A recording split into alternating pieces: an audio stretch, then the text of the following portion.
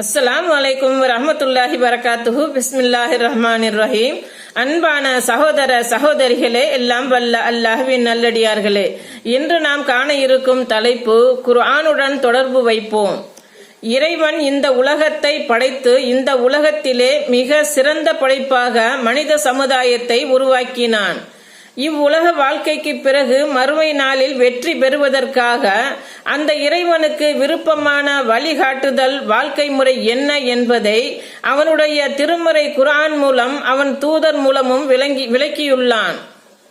மனிதர்களே, உங்களுக்கு உங்கள் இறைவனிடமிருந்து அறிவுரையும் உள்ளங்களில் உள்ளதற்கு நோய் நிவாரணமும் நம்பிக்கை கொண்டோருக்கு நேர்வழியும் அருளும் வந்துவிட்டன. அல் குர்ஆன் அத்தியாயம் 10 வசனம் 57.